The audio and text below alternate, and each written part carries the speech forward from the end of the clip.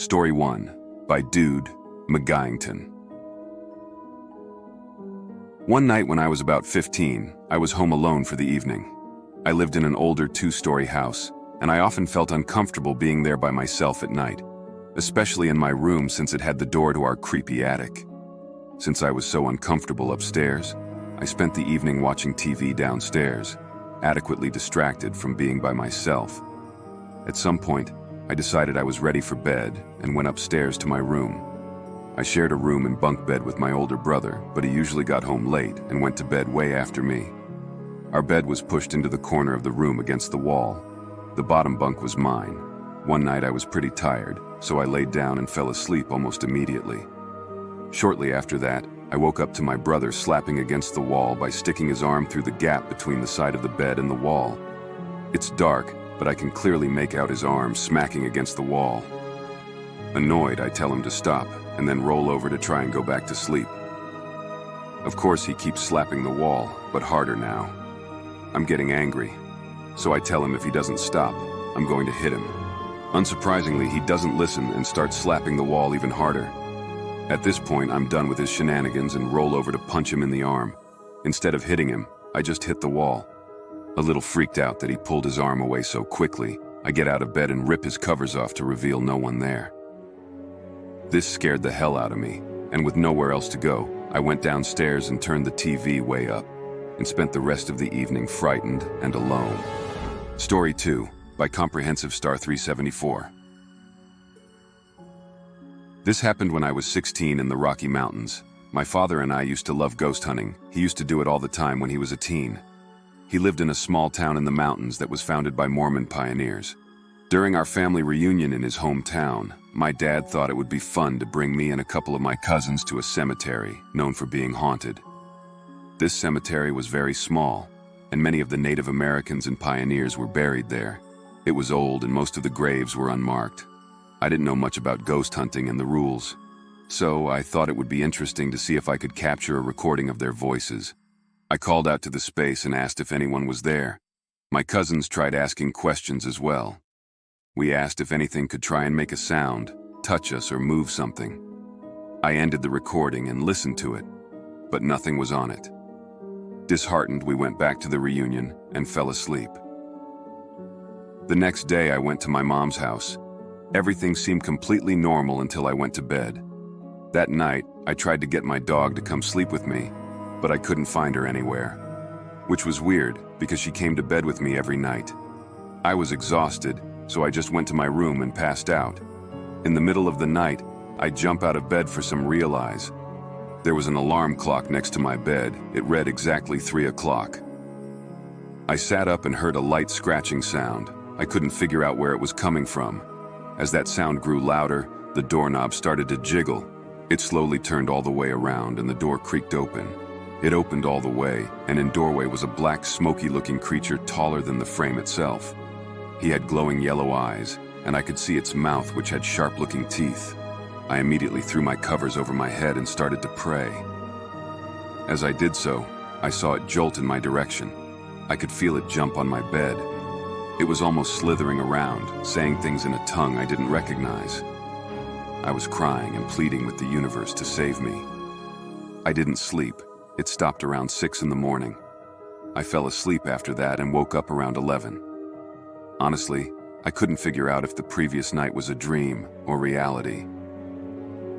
When I saw the door ajar, I knew it had actually happened. I had no idea what to do to protect myself. So the next night I made sure to find my dog, who was a border collie. I went to bed and she was at my feet, seemingly a little anxious. I woke up again right at 3. I could see my dog staring into the corner. I pulled her a little closer to me. I felt her hair standing straight up on edge.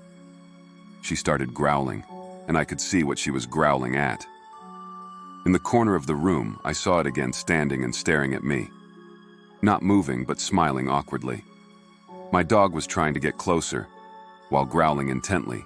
As she did, the creature vanished. Of course, I didn't sleep until I thought it was safe to do so. The next day, I looked up what to do online. I read that you should buy incense to burn and say a blessing stating that nothing is allowed to enter the space or follow me home. I did exactly that. I bought the incense and went through my entire house and said a blessing to prevent the creature from returning. That night, I held my dog close and prayed that nothing would happen. I woke up the next morning without any incidents. Since doing the incense, nothing has happened to me since. I'm always on edge about this. What if one day that thing decides it wants me again? What if it gets enough power to come back? Story 3. I was the front desk manager of a resort in Scottsdale, Arizona. It was high-end, where NFL football teams would stay when they traveled, and all sorts of famous people rolled in and out of there. So I had my fair share of stories. There's one room we could never rent out, even if we wanted to. Well, one floor, I should say. The resort. A new company took over and fired me and a bunch of other people. It's a chain hotel now. Had two sides, the east and the west. The east side was the part connected to the lobby. It had a bigger pool, the common room with games, and where breakfast was served. It was far busier than the west. Each side had 4 floors.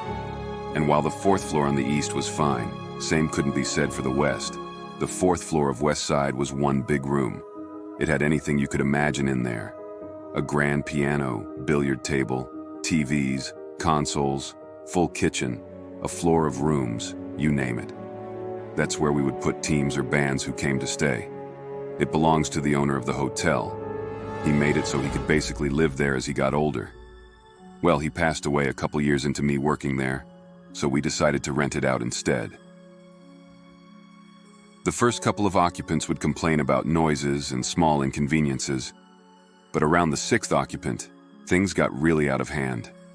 I remember it so clearly because I was scared out of my mind and didn't know what to do.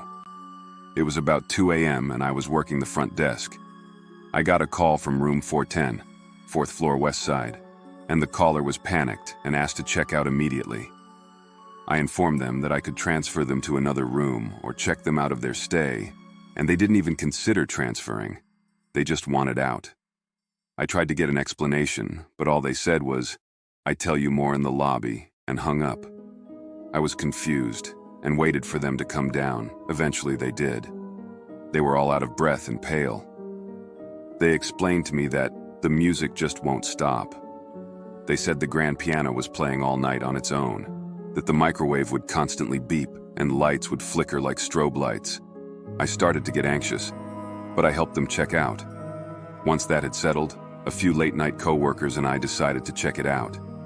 What if they were lying and just wanted a free stay for the night? We made our way up there, and it all seemed normal. I was embarrassed that I ever felt scared and upset that I had refunded such an expensive stay. As we checked all the rooms, we heard a glass shatter. We went back to the kitchen to see an alcohol bottle had broken, and there were shards and drink all over the floor. Next thing we knew, it was all happening again. The lights would flicker, we'd hear footsteps, doors would close, and more. We ran out of there as soon as possible. We agreed we wouldn't rent the room out again and only give tours if asked. When the company got bought out, I warned them about room 410 before they fired me. But all they said was, "We get it, maids don't want to clean up on that floor, right?" And that was the end of it. No one believes me. Only the people who were in that room know what happened and everyone else brush it off. But it happened. Story 4. I worked as a night guard in a hotel. I was the only staff on site during my shifts. I live in a small town nearby Amsterdam, so there's always a few people in the hotel during the weekends and holidays. Outside of that, not so much. It's situated at a road that's deserted at night. I usually come in at 11 p.m., but this particular night I came in and 3 Irish fellows were hanging around the bar. My manager is ready to close the bar and head out. I start making my usual security round. It's going to be a slow night. When I come back, the guys have headed to their room and my manager went home. Also, my work involved light cleaning and prepping some stuff for breakfast. I turn on the TV to National Geographic and it's Neil deGrasse Tyson. I start working and go into the kitchen to make me a sandwich when hear the front desk phone ringing. I go to the front desk to pick up the phone when all of a sudden it stops ringing. So I go back to the kitchen when I hear the phone ringing again. I ran to pick it up and all I heard was silence. I hang up and make my way back into the kitchen. Third time's the charm, right? The phone rings again. I pick it up to the sound of an icy cold female voice asking me if dogs are allowed. I tell her yes, dogs are allowed, but only on the ground floor. She hangs up without saying anything. At this point, I decided to forego my sandwich and start cleaning. 5 minutes later, I hear the loudest bang on the window. The hotel has these large windows at the front entrance. My heart is pounding in fright. The location of the hotel is not in the best neighborhood and has been robbed 3 times since my employment. I duck behind the desk with the emergency button in hand. Ready to bolt into one of the empty rooms, I had a skeleton key if need be. I stayed there motionless for a few minutes before I decided to take a look. Nothing, not even a dead bird or anything. I proceed to go check if the front door is properly locked. As I do that, I hear a sound from the kitchen or employee room. I decide against better judgment to go check it out. I find nothing when I hear another loud bang. I sprint to the front, but I see anything but the distinct sound of a door opening in the employee space. At this point, I'm frightened beyond belief. It felt like when you are walking at night, but you feel like someone is watching your every move. I'm really juggling between doing my job or informing the police. I decide to make one more round to check everything out. As I step into the employee space, I can hear a loud beeping noise, which I immediately recognize. The phone makes that sound after 30 seconds, when you don't place the phone on the ringer. I ran to the front desk only to find that the phone was beside the machine. Someone must have been in there, I am sure. That was the last thing that happened that night aside from a plate moving. The hotel is close to a graveyard, like 500 meters away. Lots of crazy stuff happens there, maybe the spirits. I found another job a few weeks later. I'm glad I did.